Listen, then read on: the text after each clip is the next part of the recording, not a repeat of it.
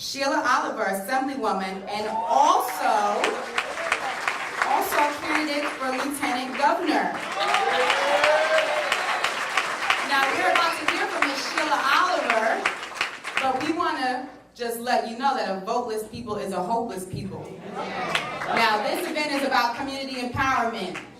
So we want our people to get out to vote. Amen? Amen. I'm sorry, I know we're not in church, but amen? Amen. All right, so let's hear from Sheila Oliver at this time.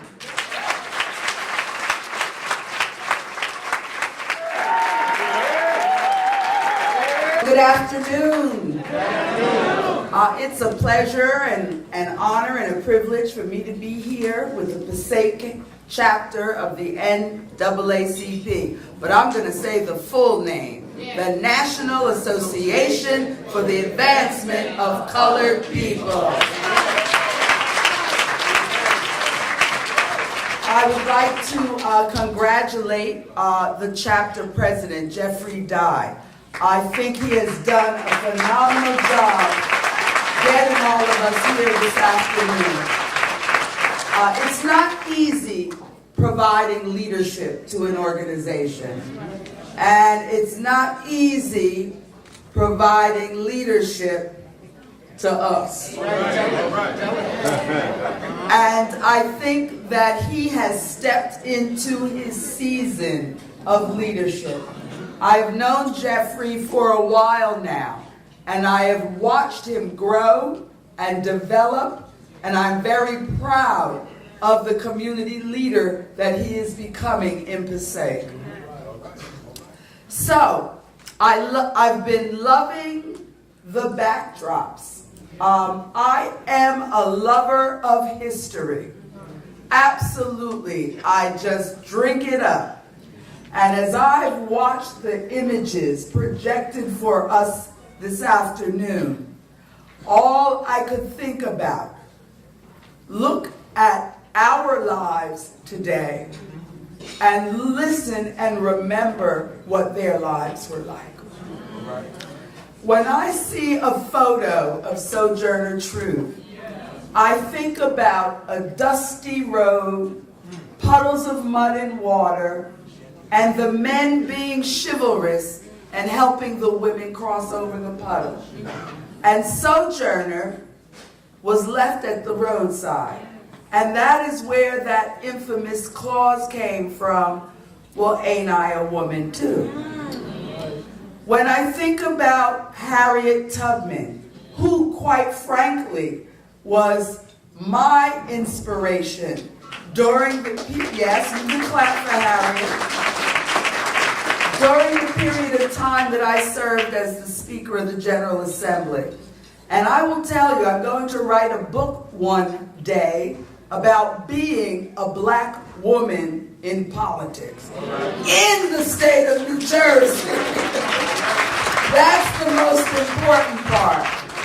But on some of my most trying days presiding over the assembly, I would stand in the well at the podium, I'd look out at the 79 members, and I would say to myself, Sheila, if Harriet could make 30 trips from Cape May County up to the New York line, you can stand here and preside over this foolishness today. I used to say that to myself. So Harriet, it inspired me. Everyone knows that the historical black woman that most influenced me was the late Congresswoman Shirley Chisholm. Now, you know, Terry, who works as my chief of staff, she laughed at me last week because I made a statement and I said, she doesn't take any tea for the fever.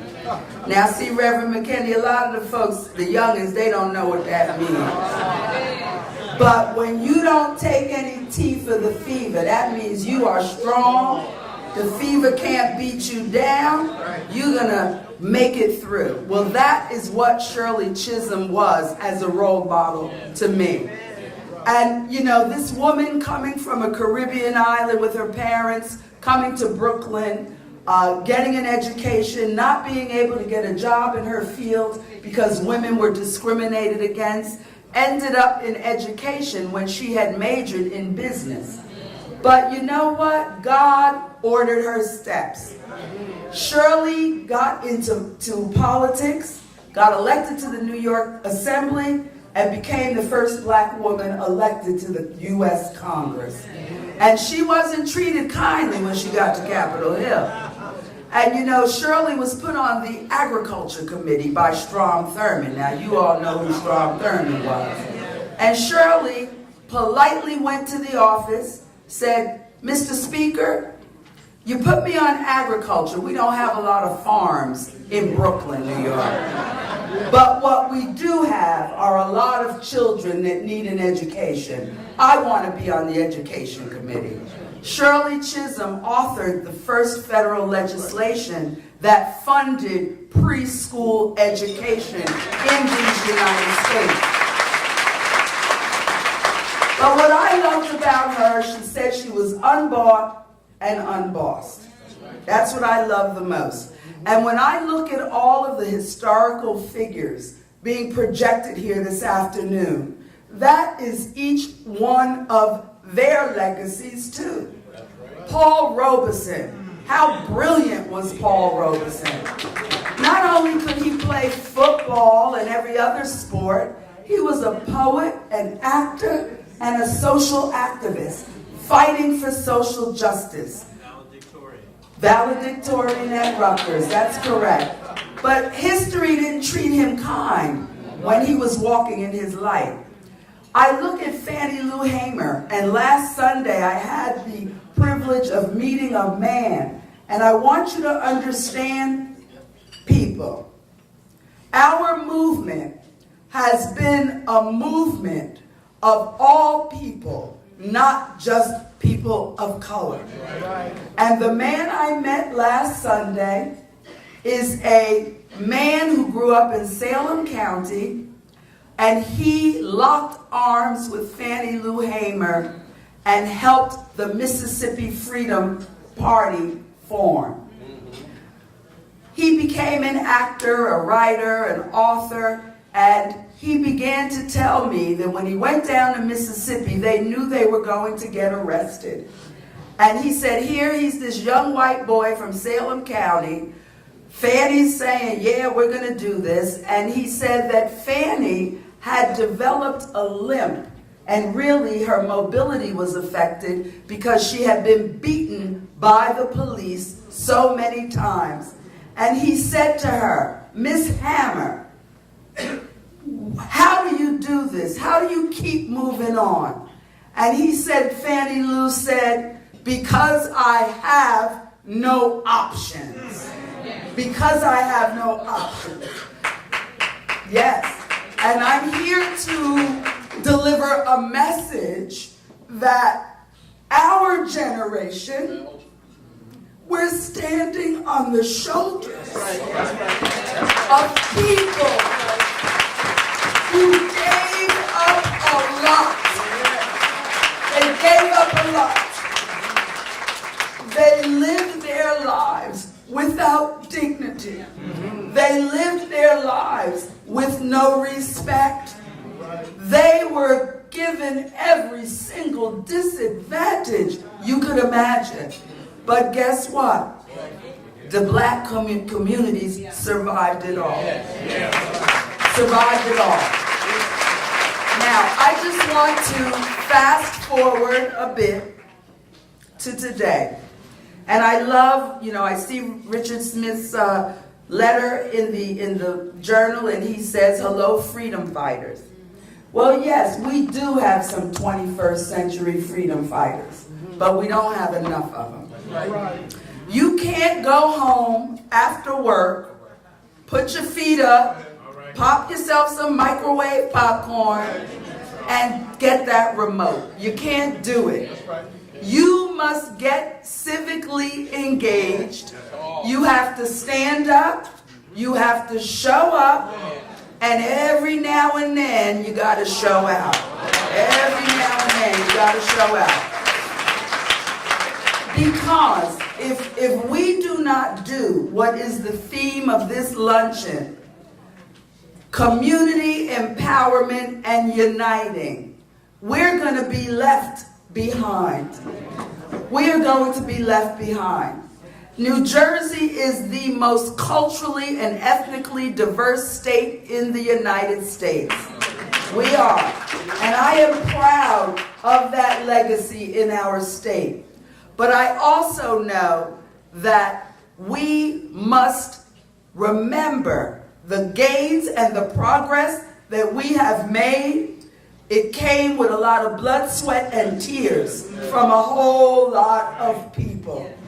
And when we have the opportunity to rise up in leadership, we better know who we're in the room representing. We have to know that. We have to know that.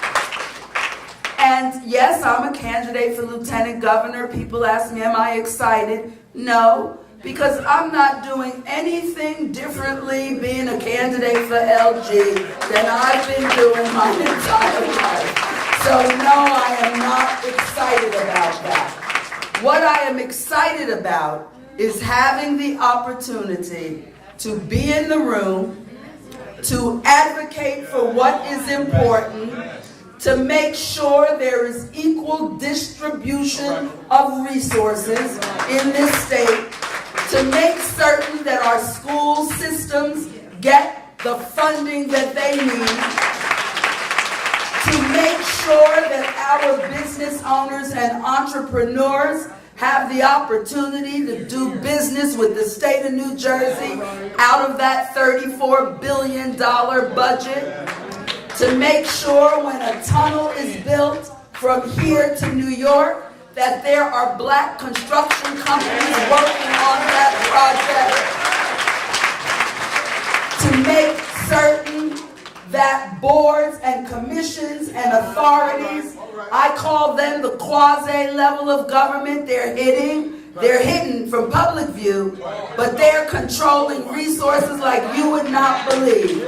The Port Authority of New York, New Jersey, the New Jersey Economic Development Authority, the New Jersey Sports and Exposition Authority. And do you know, on the State Board of Education, there is not one person of color. So how do you look high, down low, and tell us about how we reform our schools when the voice of the districts that are confronted with your policies aren't even represented at the board table? So that is what excites me about being a candidate. But, you know, work is work. We were taught hard work by our forebears. We know of no other way of life. And to my young millennials, I want to say this to you. It's not about the red-bottomed Louis Vuitton shoes. It's not about the Louis Vuitton bag or the cross bag. It's not about your Range Rover. That's not what this is about, young millennials. That's not what this is about.